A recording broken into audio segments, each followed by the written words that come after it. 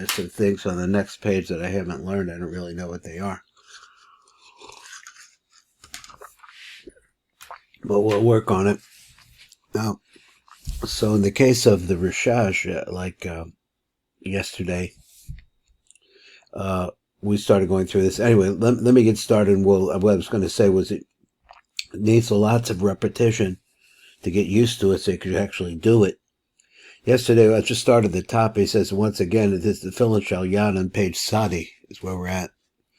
He says, Yekavin alos the kudus akeser the hub the nai the bina the rochel. You're going upwards there, and you're taking the kudah of keser of nai being a parts of, and the hub meaning the rosh, or that parts of, or the gar, that parts of the bina the rochel. So we're going to bring it up from bria, me bria. The lakashra of his role is smalling, which that part we understand. So the part that's difficult to understand is how his explanation, where he says it's the keser, the chub, the nai, the bina, the rachel. So how this extension and how that gets arrived at, I don't know. But at any rate, it's coming from the bina, the rachel. That's where we're starting. We're going to go upward. Merababriya of the lakashra of his role is small. Gevurot the zah. And then he said that Hamshech lo Rishimo Shal Hamochim Shalem Shalah. So now she had deposited her mochim at the heart of Zah. Omdim a believer the Zah Vehem Elu Hashemos, and then these are the names of those entities.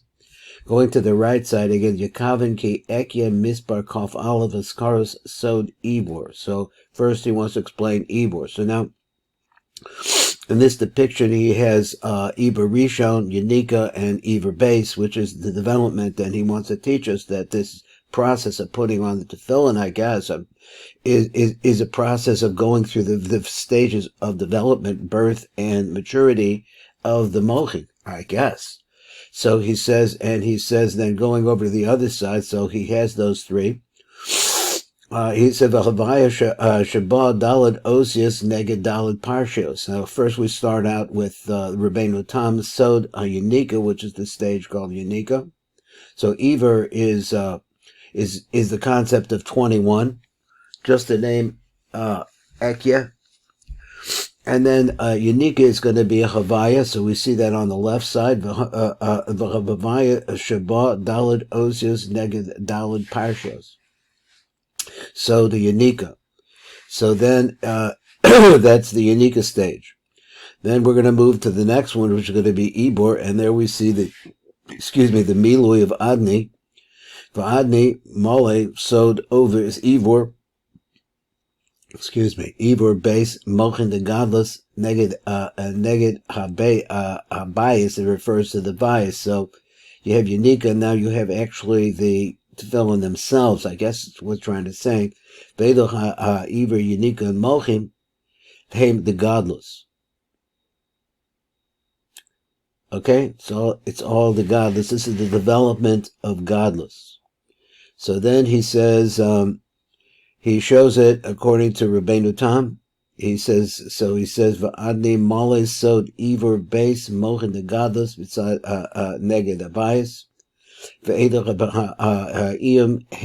godless, and then he shows them according to Rabeinu Tam, where he has the Havaya inverted, so it's not the same Havaya. So this is similar, as I said before, to that depiction that he got, where it starts with Yud K, then it's the Hey and the Vav going up. It's similar to that. It's not exactly in that order, but it says a Yud K, and then K Vav going up to the original K, and then coming back down to the K and the Vav. But like I say, they're inverted.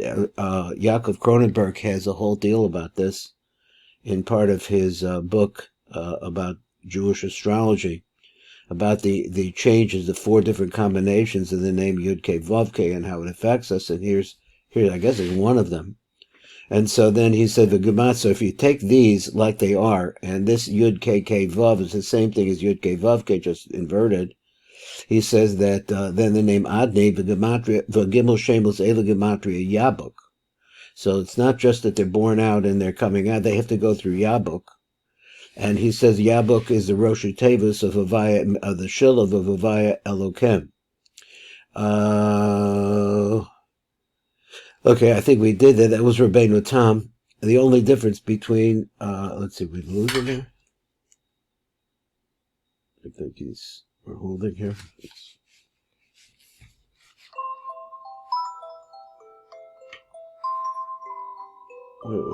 Okay, come on.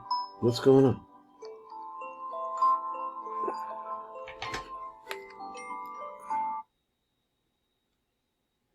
Okay. Okay, so then we go through this and we see how this develops into the gematria of Yabuk, and then there's another Yabuk. He shows them two Yabuks. Exactly what it is. What is it? Is it the concept of why do we need more than one? There's more than one. So all of these apparently are making that opening. Not sure. He says the Malchus, which is the Tefillin themselves. He says the Tefillin themselves. Shal Yad Nikras Maver Yabuk. It's called by that name. So I understand that Yabuk is actually, like an action concept. So he says that's their name. He says that the Tefillin are also the Yabuk. I'm not sure how he meant that. Now the next thing on the left, we see these gevuros. Okay, they're all menukad according to their positions. The hamshek gevuros. So the point of this, what are we trying to accomplish here? We're trying to bring gevuros sod das kahl. I guess it's the concept of this. The das of the nukva is kahl, and here he has it's a gematria of 130. Kahl shehem base he chavayus sod he osius mansapach. So this is the concept of the mansapach, which you see on the left, also below the kahl. He said, and where are they? They're in the all of this has wound up in the yesod of Zer Anpin. Now I understand that mansapach are sweetened dinim. That's the idea of mansapach. That's why I understand they're dinim that are going to the nukva. Ha'omer bebein trin kasvin the nuk. Now that's a little bit hard for me to picture. He says the yesod of Zer Anpin is by the shoulders of the nuk. If the head of the nuk, which I guess is, I'm not trying to understand where it is, because the head of the nuk is very large and it goes down to the tibur. So therefore, the next place, I guess, would be kesher hayud im habayis oile. So excuse me, the third line. He says bekelin the yesod dezah. That's where he says the yesod of Zer Anpin at this point is between the true shoulders of the nukva. So he said v'al yedei kesher hayud. So now the kesher of the yud, I think, which touches the box. He says im habayis. So putting the two of them together, he did say that. Ola hadas kahl hanaz. So what happens is let's see what ola means. It goes up this das kahl. And mischaver im chud sheberosha, and it joins together with the chub of her head, which is located. There's a very large keser. So located, I guess, at the shoulders. That's what he's saying. I'll read it one more time. He says these on the left side, the gevuros and the mansapach, which I guess really represent the mansapach. The mansapach represents them. He says lahamshek gevur shehem sod das kahl. Okay, that's the das kahl. Hishem he havayus sod he osius mansapach. Amaluvashim bekelin the yesod is their anpin. And then where is the yesod is their anpin at this point? He said ben train kasbin the nuk. It's between the shoulders of the nuk. By yedei kesher hayud im habayis. So now we know that you have to have the yud stuck onto or attached to the bayis. Oiler das kahl, that this causes the das kahl to be able to go up or enter hanaz. Mischaber im chud sheberosha, and it joins there with the chub sheberosha. Okay, so trying to just put this together, let's go on a little bit more. Gematria, Gimel Kli Yesod Zas, and it shows the Gimel Kli Kalim of the Yesod of Zer Anpin.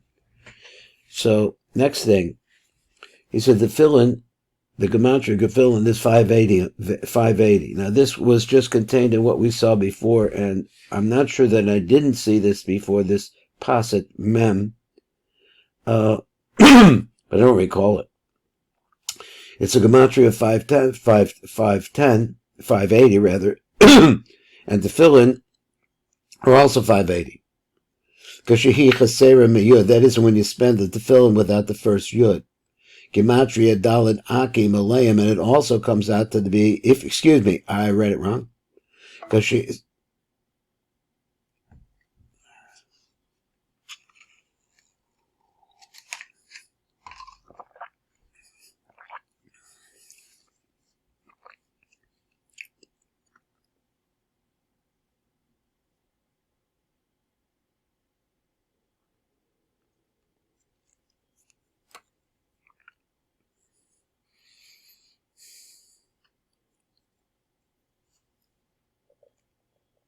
that it? Oh, that might be it. Okay, that's first part then. Share number 1 on the Rashash Kavanas and Tefillin.